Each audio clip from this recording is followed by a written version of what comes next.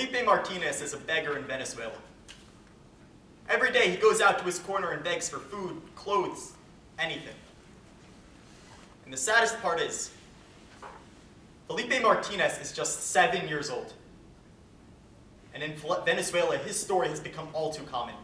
El País, a South American news source, explains on April 10th of 2018, the Venezuelan economic crisis has reached unprecedented levels, where hyperinflation, food, and housing instability have caused a refugee crisis to unfold. The Brookings Institution explains on April 15th of 2018 that today, 600,000 Venezuelan citizens have sought refuge in Colombia, and 800 have sought refuge in Brazil every single day over the last year. It's clear that Brazil and Colombia can no longer afford to ignore this Venezuelan economic crisis. Meanwhile, as Stratford Global Intelligence explains on April 10th of 2018, over the past month, 400 Venezuelan children have died of starvation, which means that 66 Venezuelan children have died of starvation since this tournament began. For them, we have to ask ourselves today's question. In light of increasing refugee traffic from Venezuela, what should Brazil and Colombia do to facilitate a stronger regional response to Venezuela's economic crisis? And the answer is clear. They need to utilize their unique geopolitical position to provide humanitarian aid in 3 critical ways. First, by setting up more refugee camps.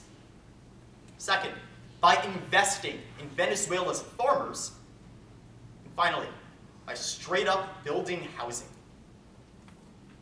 Now, the first way that ultimately Brazil and Colombia can create a regional response to provide humanitarian aid to alleviate Venezuela of its economic crisis is by setting up refugee camps. This has been an excruciating problem when it comes to this economic crisis.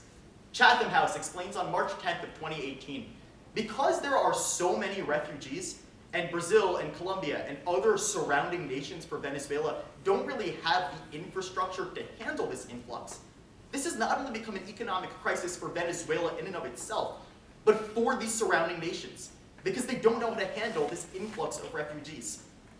They need a place for these refugees to stay while they are seeking refuge. And this is exactly where a transnational approach can come into play. The Center for Strategic and International Studies explains on April 2nd of 2018, Colombia has a ton of desolate property on its border with Venezuela. The problem is they don't have the funding to make these functional refugee camps. But Brazil has a ton of funds and no space. So this transnational approach can be Brazil helping increasing funding towards refugee camps on the border between Venezuela and Colombia. And they can also do so with other surrounding nations, like Guyana, which also lacks the funds, but has a ton of desolate space. And we've already seen this take effect. The Brookings Institution explains this time on April 17th of 2018, that there have already been $30,000 pumped into refugee camps on the border of Colombia, and that has saved 17,000 Venezuelan refugees. But this effort can be so much greater, and it's time for this transnational approach to occur, where Brazil funds refugee camps on Venezuela's border with other nations.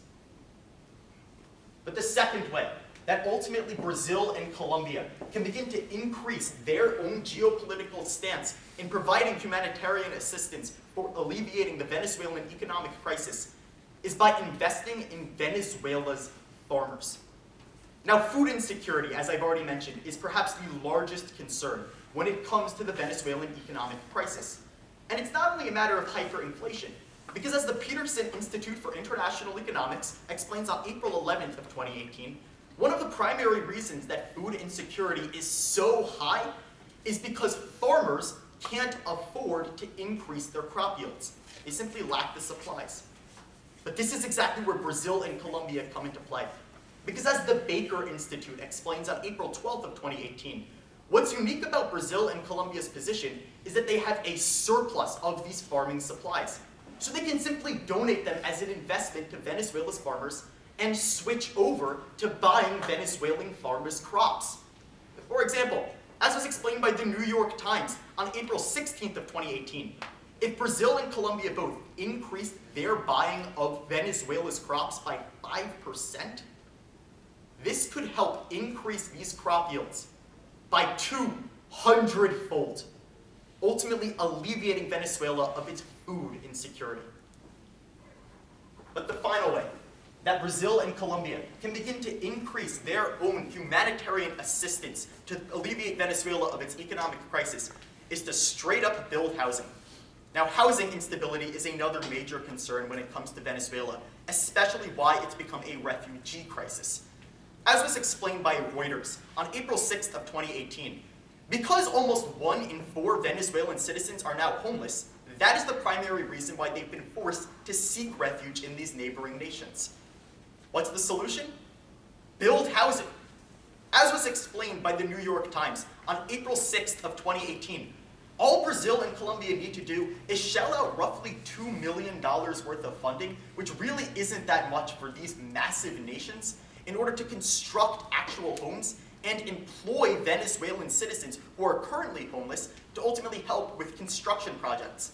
This would be a twofold economic benefit, because it would both create more housing and increase employment, something that can ultimately help Venezuela in the future.